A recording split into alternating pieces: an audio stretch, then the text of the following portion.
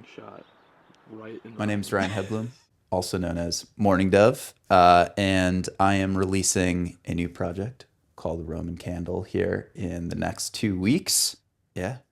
Sorry, I don't know how to do the intros because I'm not sure what is relevant. Well, tell me about it. Tell me a little bit about, what kind of style is this album?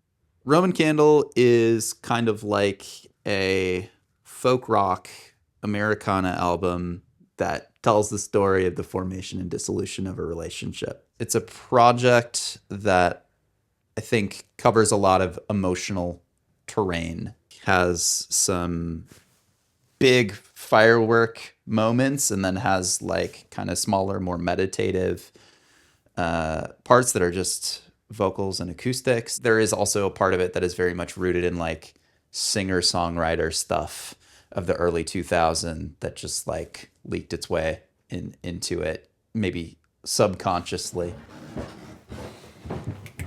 This is the production setup. It's not in a space where I sleep, which is a benefit. helps with general sanity. But yeah.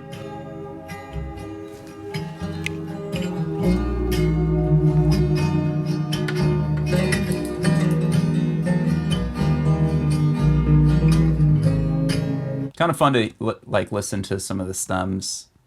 I do think this little synth part carries a lot in a way that isn't like super noticeable, but just as like atmosphere. It'd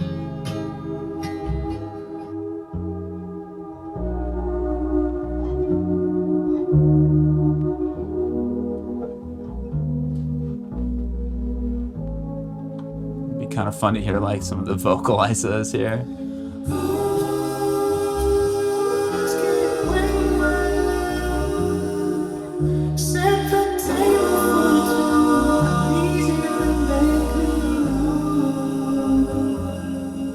Just the whole project in general was kind of funny because like I wanted to make something that like felt like a fun road trip album that like felt kind of like more communal or something that like you'd blast with your friends, and like through making it, it kind of ended up being this and was like a lot sadder.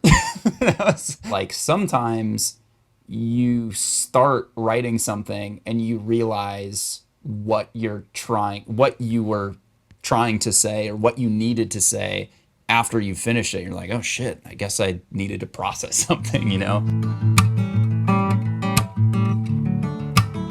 Anytime that I try to like sit down with a really strong concept and be like, this is what it's going to be, it ends up being mid. If I sit down and just kind of like start, it could start all sorts of different places, where like maybe I find a drum loop that's interesting to me and I start looping. Another is just like sitting with a nylon string on the stairwell where there's nice reverb and like trying to search and find little guitar melodies and the vocal parts that are going to be interesting. With all of these different approaches, it's always coming back to like what is getting you to feel something, what's exciting. I literally have thousands and thousands of voice notes.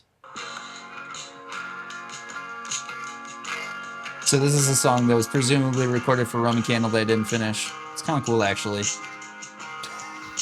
Maybe I'll come back to that. So this is...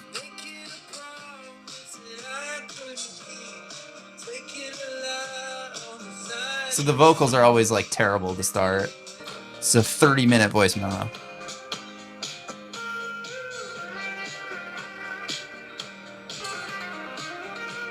This is just me jamming over it now. And showing off. There you go. There's some component with these though where it's like, if I want to play a guitar solo over it for 12 minutes, then it's like, this is probably a song that I should finish because it's like exciting to me, and maybe there's like a cool live version of it too, right? Is this like the documentary shot where you like get the shot of me sitting down and I enter the frame and the bokeh kind of focuses? Oh yeah. This is like this is the Netflix special, as they say. I sit down and the title card says, "Wife, the music's not about her." Wife, comma, music not about her. So introduce yourself to the camera. Wow, to the camera? Hello, I'm Tiffany, wife, manager? Yeah. Wow. Yeah, let's go with that. Yeah. I think my main managerial task is honestly, to get it out. And considering that it's scheduled, it's actually scheduled. It's done. We're done. We're done mixing. Yeah. There were some time. We technically weren't even supposed to get engaged until the music was released. Yeah, you threatened Yeah. divorce. Yeah, one of her best points of leverage as a manager is weaponizing our relationship. It's been a great incentive for me. It's like weird because it's like, oh, it's my husband's music, and I think when you say my husband's music, there's like a natural inclination to be like, this feels so embarrassing. But like, I so genuinely think it's amazing. It was made before me, and I remember listening to it and thinking, this is so good.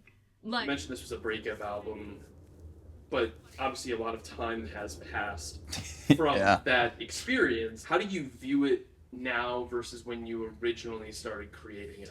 Yeah, you know, it's interesting because even when I was writing it, the emotions felt like they were starting to become distant. And so I think that's what's kind of interesting about it, is that it plays with the idea of like idealization and memory. So it's kind of like the raw emotions of a relationship refracted through the lens of memory to an extent. The reason why I'm putting it out too, though, after all of this time, is that like there is still something that is emotionally resonant to me and that feels like it's not out of time. And I think that was kind of the goal with making it, is to produce something that felt like it kind of lived unstuck in time and could have been put out 30 years ago or 20 years from now. I'm going to see. This might be something completely irrelevant, or it might be the tuning. Nope, that sounds like a vocal. The secret tuning. Wow, I didn't know that was it here. Finally, the song has achieved its full form.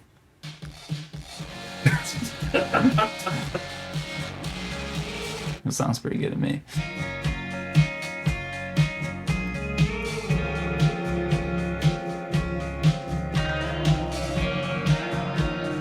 So this is just a drum loop that I got off of like Splice. The next thing that I want to do, I'd love to just like have a drummer play it and add more variation and stuff in, but like it works. A little bit of EQ, a compressor, use the Wolf compressor on drums, which is probably not mixing best practice. I probably wouldn't do this anymore, but like at the time it just like made it pop immediately.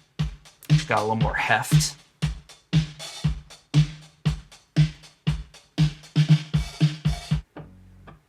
This is a guitar that is run through an octave pedal.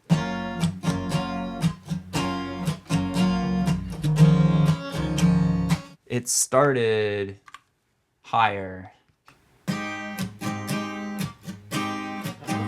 Okay.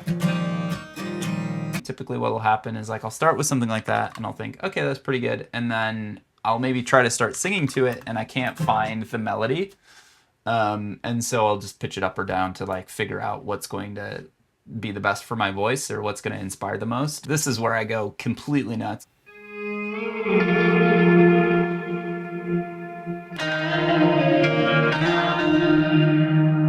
So this lead that comes in, so that's a slide guitar, and then I add an octave down from that. So it gets that depth. And then same thing happens with these ones. This is a slightly different guitar effect. I have like a phaser on it. It's got more edge, so it pops through. And then I have this thing going on with, it's called the pancake, that is panning it back and forth, so it adds motion to these parts as they come through. So the idea was you wanted to go like, I'm a guitarist first, that's what I know. So that's what is kind of over-indexed on, is there's a lot of guitar parts going on here. I think like music is always a negotiation between your taste and your ability. And so like this is kind of the intersection of that. Soon, I think I'm feeling a little bit more comfortable with my voice now, but I'm like, I would say that I'm in my own self-assessment like a medium good singer. I try to use like harmony or other things to make it more interesting. And so especially like on chorus parts here, I'm going to try to like layer the melody and have these big like group harmonies, because I think it's a way to like amplify my voice. This album in itself, You So Made Alone, and this one I can tell has been like so hard for you to let go, because you make music in such like a singular experience that I think naturally it makes it far more personal than maybe some other music people are used to sharing. I really think it's just a process of proving to Ryan that he's in his own way. You know? Isn't that every great artist's roadblock? Their own I'm an artist, babe. Oh, you're struggling. I've got a vision. End all be all goal is to develop like a true relationship with a dedicated audience, people that aren't passively listening, people that aren't passively consuming the social media, but like actually are listening to the album, listening to the songs, putting them on their playlist, immersing themselves in it and making it a part of their day-to-day life. You know, a component of that is you go into Submit Hub, you add genre tags and who you might sound like a little bit, and then you submit it to playlisters and you get a lot of rejections. Most people are very polite. So this person, thanks for sharing. There's a lot about this to like. Feels like music where the studio is really used as an instrument. There are subtle elements, the slide guitar effect used on the vocals, the way the percussion hangs in the mix that are great. Congrats.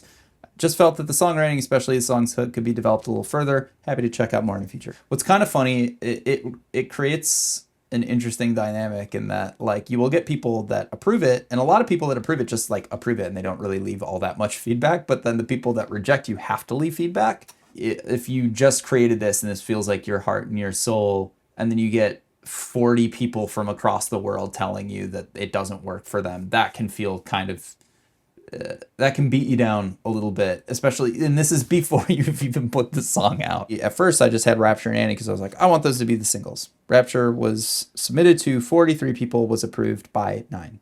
Has an approval rate of 21%. Annie submitted to 44, approved by 5.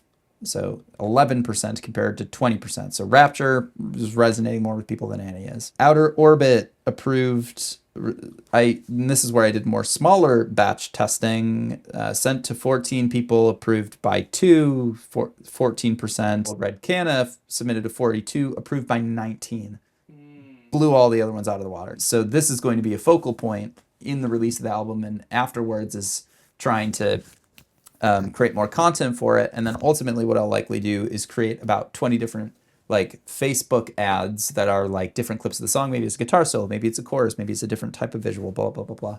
And then I'll do A/B testing on that to see which of those is performing the best. And then I'll invest more in the one that is the lowest cost per click, essentially, that is yielding the best results for me. I would love for you to listen to the album. And I know that that's kind of a faux pas in terms of music promotion at this point. Like if I were someone at a label as an A&R, I'd be like, kid, you got to keep experimenting with different singles, you know, and put them out a month or two apart and do that logically, strategically. That's probably the best thing to do, because each single is an opportunity to promote and to reach a new audience. For me, it's more important just like as an artist to have it in the world. And I'm hoping to continue to promote it after the release as well.